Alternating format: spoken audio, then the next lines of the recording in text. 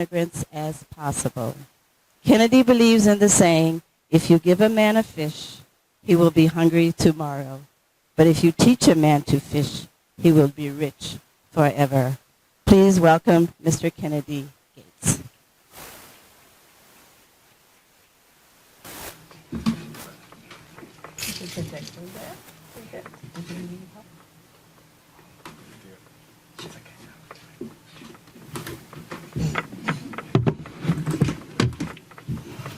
Good morning. This I thought it would be with some screen and stuff, because I had a lot of cool things here. I would love you to have the visuals, but apparently there's no screen, so we will do it with a visual representation. I arranged a small slide, which I would have loved you to go with these images in your head. So we will do this. It will be a classroom style kind of presentation where I would get you to visualize what I have here. We have a screen all the way at the back. It's a little too far back. I will use my computer. It's selfish because I'm the only person seeing this, but I want you to bear with me. So my name is Kennedy. As you've all heard, I stand with the brand Rise and Shine, which coincides with Rise to Greater Heights. I remember when we met a few months ago, it was like, you've been building almost the same thing I'm building, because the brand name is almost the same, and the logo kind of looks similar, but that's what it is. Great minds think alike. Good. I'm just going to go here. I like talking about money, and money is a sensitive topic. Many people don't like it. I mean, they're not open, or we don't get exposed to money talk so much. And in some cases, it can be a taboo to talk certain aspects about money. But I was one of those people who was privileged to have come from a poor background. I'm sure that's the first time you hear somebody say they are privileged to have been born in a third world country. And you know why I said I was privileged? Because I have a reality about life that many people don't get the chance to have. To have experienced both worlds, it's a privilege to me, and now I can connect the dots.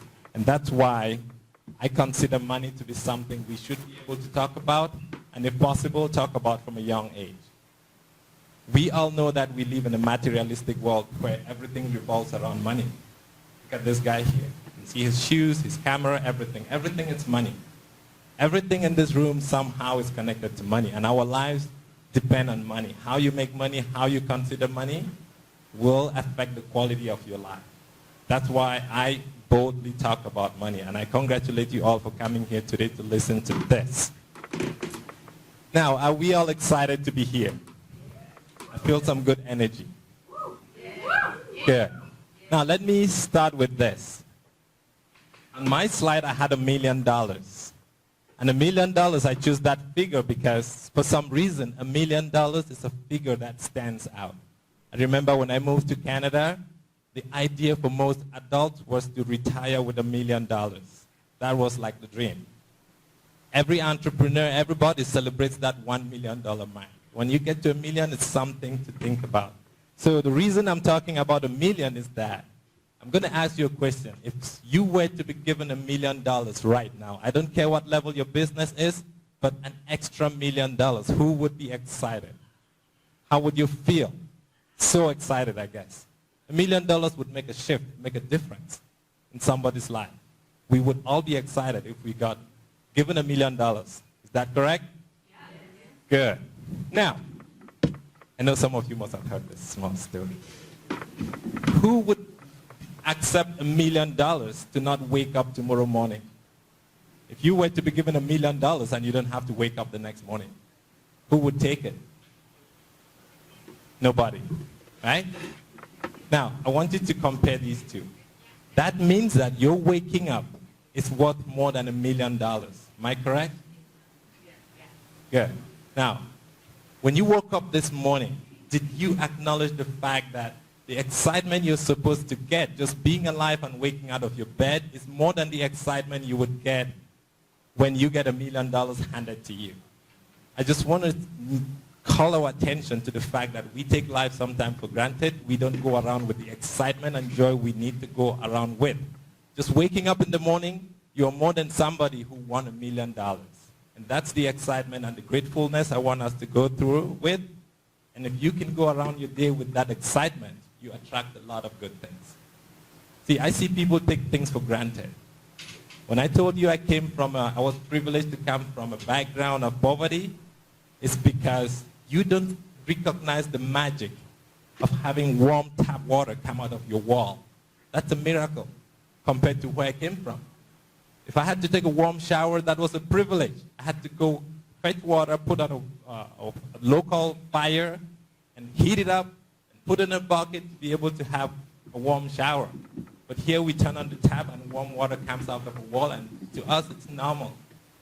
So when we face life with this level of gratitude, you get to see a lot of things that we take for granted, and then you appreciate, and that appreciation, that gratitude brings more things. Now, why do I connect this to money? How we make money often connects to how we were brought up and the things we hold at the core. When I was invited to talk today about financial literacy, I thought of what I should talk about, because when I talk to people who are at a certain stage in life, maybe trying to figure out their money issues, the speech is different. But here we're dealing with entrepreneurs, people who are coaches, mentors, and stuff. And we also have people who might need that basic stuff about financial literacy, because financial literacy to me is a very broad topic. I've been teaching it for a couple of years now. It touches every aspect of life. We can talk about financial literacy in terms of emotional intelligence, because money has a huge emotional component. We can talk about financial literacy in terms of the physical money, how money works, how the banking system functions, all those things we don't see and know in real life. We can talk about financial literacy in terms of planning the future and everything. So I was thinking, what should I talk today about financial literacy? Because I have just about 12 minutes. And to squeeze out financial literacy in 12 minutes, if I'm not careful, I'm either leaving you suspended or probably not saying anything at all. So when I grew up, I had difficulty understanding why some people have a lot of money and other people barely make it. Coming from Africa, I was tempted to blame a lot of things. And some of them you know already. I blame the government, and up till now many people still do. When you ask most people, why are you struggling financially? The first answer could be, it's the government, especially coming from a poor background. So I blame the government, I blame the country, I blame my background, because at some point I thought, based on your background, your destiny is fixed, where you're going to end up in life. I blame the corrupt system, I blame lack of capital. Who here has heard people said if they just had capital, they would do business? Or the lack of capital is what is stopping them from doing business. Those were things that I blamed for my lack of prosperity. I thought destiny was something that was already made for me, like people are destined to be a certain way in life. I also blamed the bad luck. I thought luck matters, because if the same people do the same thing and the outcomes are different, what causes that different outcome? I must say this without any sensitivity, I blame colonialism. I thought maybe because some people colonized our country, they messed up everything, and that's why we're destined to be poor. I can say this boldly now because I have moved from that to the other side, and I know both sides. Because I was at a point where when motivational speakers say these things, I would say, well, you can say that, and it's because you're making it and you're rich, that's why you think we are thinking this way. I came across a saying that changed everything I thought about. And that saying said, if you took all the money on earth from all the rich people and you redistributed it evenly to everybody, in a few short years, that money would be back into the pocket of its original owners. I want you to think a little bit about that. And when I fully understood that saying, I would make jokes to my friends. And again, I'm not going to be sensitive here. I'm going to talk about poor people, and I'm going to talk about rich people. I'm going to talk about black people. I'm going to talk about white people. I think the diversity makes the beauty. I would make jokes to my friends, and I would tell them, based on my understanding I have now, if you took everybody from the United States and switched continents, And so you took everybody from America, sent to Africa, and took everybody from Africa and sent to America. In 5 or 10 years, migration would be the reverse. Which means that you don't change people by changing these external factors. That's what I meant. Your mindset and how much knowledge you have about money determines the amount of money you're going to make in life. And I've proven this by myself first. I wanted to test this because the person who taught me this, he said, Kennedy, because I remember at that time I just came to Canada, I was working as a personal support worker, making $16 per hour. And I was lucky enough to work with that guy who was a fairly rich guy. And I thought God guided me. That's when I learned the power of attraction and all those things today, and I look back at my life, I can see that working, and I knew it was working, even though I did not know how to call it the power of attraction. When I came here, I studied people first. I wanted to know what it is that makes other people rich, what it is that makes other countries rich. I studied a lot of immigrant families, and I realized that many people, including non-immigrants, were living a life of paycheck to paycheck, going in cycles. And many people, when they come here, they don't take time to study that. They jump straight into getting a job, going back to school, and before you know it, you're trapped into the debt cycle. So my study of that made me to realize that there must be something. I cannot live an average life in Africa and come here and end up with another average life. That was not acceptable. Because I came here voluntarily. I was not running from war. I gave up my government job to be here. And so I went studying. I wanted to know what it is. I remember Googling, typing on Google, what does it take to be a millionaire in America? I think Google should be the last place you should find such reliable information. Right? But that's how desperate I was. And I'm going to connect that to a desire. When you have a strong desire for something, you don't have to know how it will come to you. And my desire was so strong that my first healthcare aid job I had was with a rich man. I went to his house to help him. I would change his diapers, put him in a wheelchair, but this guy was so rich. And to me, it was like, I think God or the universe or whatever you call it was directing me to learn something. This man was a little mean at some point, because you know, when you're old, you have dementia, you have stuff, and your soul is still good, but your body is giving up on you. It can lead to frustration. I remember persevering with that guy, and I started learning from him. I said, JC, how did you make all this money? And he would tell me stuff when we were together. I became his best caregiver. And from there, when I was almost leaving, he told me, Kennedy, if you apply all this, you can make all the money you want on earth. You can get all the things you want if you just apply this thing I've taught you. And I set a goal to test it on myself. At that point, that $1 million was a real figure. So I told myself, I'm going to try this on me. If I can make $1 million in a year, my money, not a loan, not a mortgage, I will know that this principle works. And I kept going. I forgot about that $1 million threshold. And 4 years after, I realized I had made $1 million, real money, not mortgages. And so it dawned to me that probably I could start teaching this to some of my brothers and sisters who desperately needed this knowledge. I even got to a point of thinking, maybe I have a solution for poor people, because I came to a conclusion that the true solution for poverty is, one, financial literacy, knowing how money works, because money was created by humans, and people who created it, they had a system for money. If you don't understand it, you can work your whole life and still end up poor. And the second aspect of it is the mindset. How are you wired in there for money? There's a lot of aspects that come into this. I could talk all day, but I'm going to try to summarize it in these few minutes I have. So what's financial literacy? Financial literacy is the possession of a set of skills and knowledge that permits an individual to take informed and effective decisions in all aspects of your financial resources. That's financial literacy. And what's mindset? Mindset is a set of attitudes held by an individual. I want to highlight the word attitude. And so when you combine financial literacy and mindset, it means having the right set of knowledge and skills that permit you to develop an attitude that can make you to take the best decisions in all aspects of your finances. That, to me, ladies and gentlemen, or gentle people, I know we are in a neutral gender society now, so when we say ladies, gentlemen, we have to add gentle people. That's what I learned.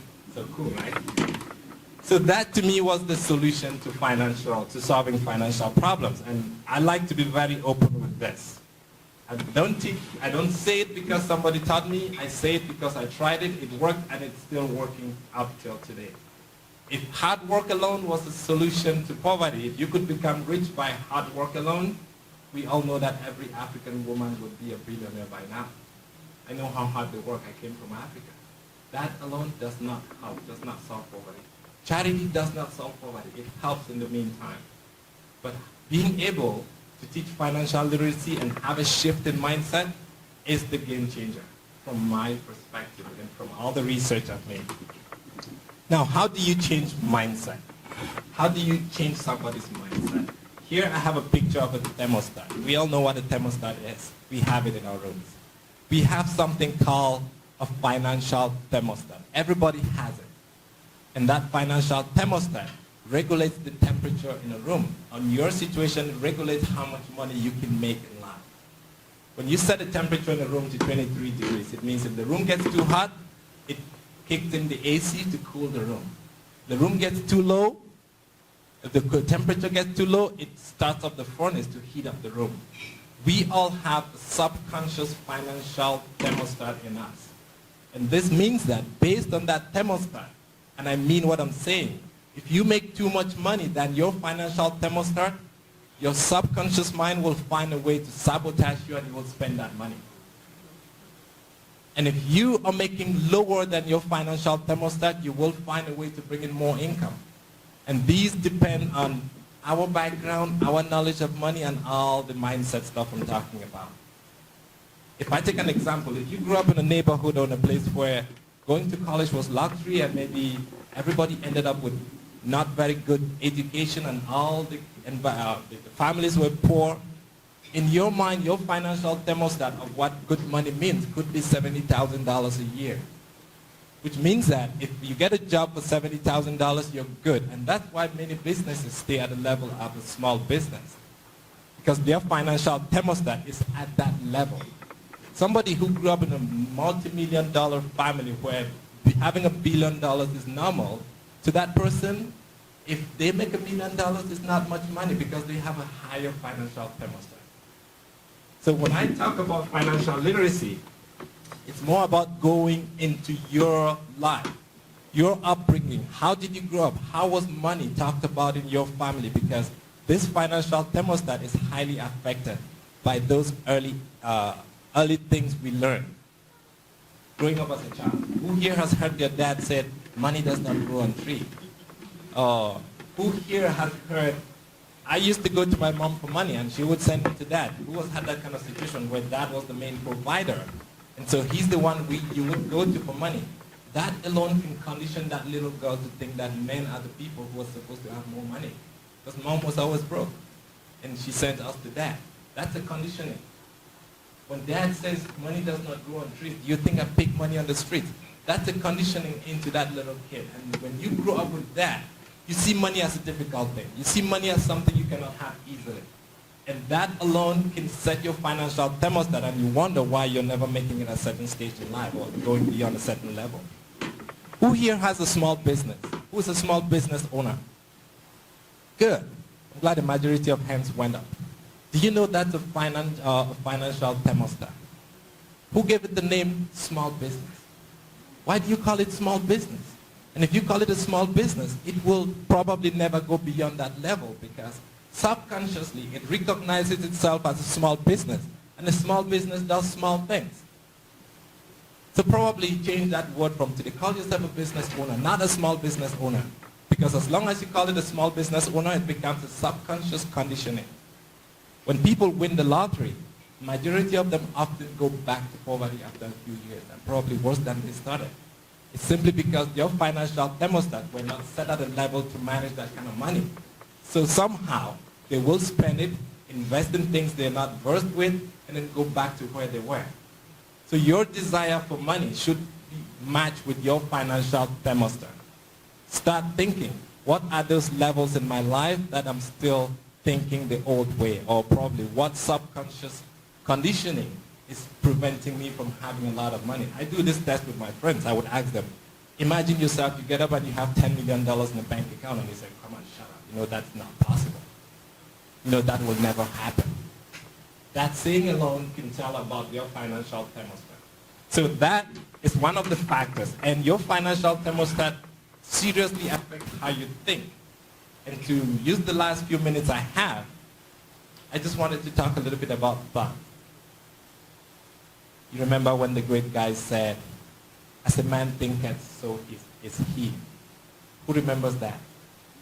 As a man thinketh, so is he. This means that your life right now and everything in your life depends on how you think. And when I mean everything, it's not just about money. I got to a point where I had to take responsibility for everything in my life. Even the things that were clearly done by other people, I would ask myself, how did I attract this? How did I cause this? Yes, you say I have to take responsibility. You know clearly this person did this thing to me.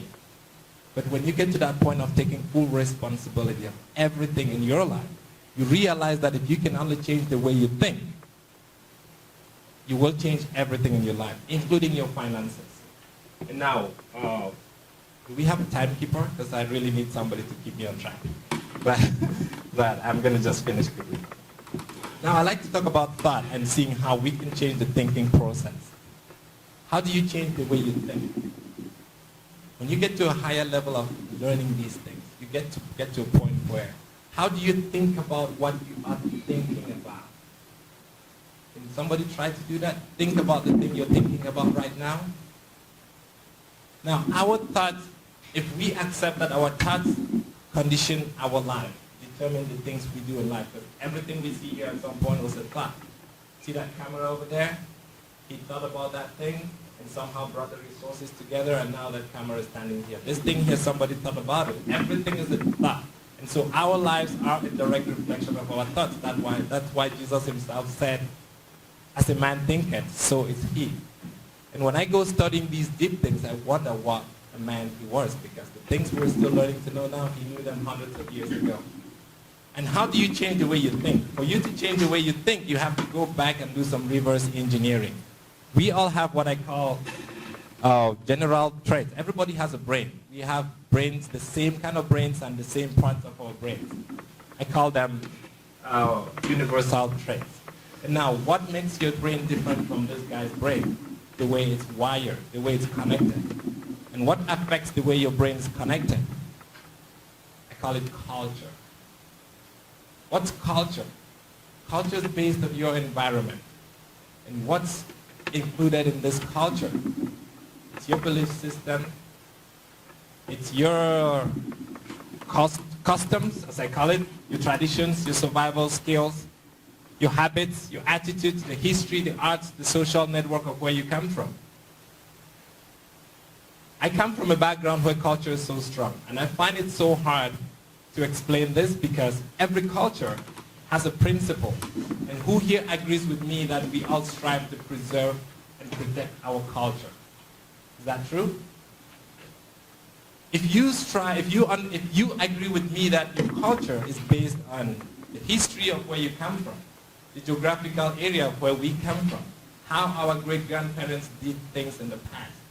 If that's culture, and that culture affects the way you think, and the way you think creates your reality in life, does that mean that if you hold on to a culture, you'll probably be repeating your past when you try to create a future? That's what I try to get people to understand. And we fall in love to our culture so much that we wonder why we keep going in cycles or recreating the same experiences in our lives. And that, to me, almost got me expelled from my cultural association, because I tried to bring up a concept where we can look at modernizing or improving our culture to suit the future we are trying to create, not a reflection of where we come from. I come from a background where if you cook certain traditional dishes and adjust and modify one thing, my grandmom would be very mad at you because she wants you to do it the same way it's always been done.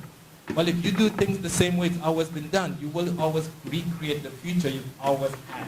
And you wonder why you cannot make past a certain level of finances. You cannot think the way those billionaires think. You cannot do big things. And at that point, the level of $1 million becomes so small that you don't see that as big money. So if you can just change the way you think, you can recreate a whole new life. The time is short. I cannot go into all this now, but I like to summarize this by saying that your thoughts directly determine how you feel. Your feelings determine the actions you're going to take in life. Your thoughts and your feeling create your personality. And your personality creates your personal reality. So if you want to reverse that and change your personal reality, you have to go back and change those things that affect the way you think. And those were the things I was trying to mention. And once you change the way you think, it affects how you feel, and how you feel affect the actions you're going to take in life. The actions you take and how you feel create your new personality. The problem we have here is that society has put us into boxes. Who here has heard somebody say that, I know the type of person I am. I'm always like this. We even categorize ourselves into personality types. This is my personality type. If you cannot see yourself as a dynamic human being that can recreate and adjust your personality, you will always go in cycles. So that, to me, is the little punch I wanted to give today. We all are entrepreneurs here. We could go deep into these conversations, but I'm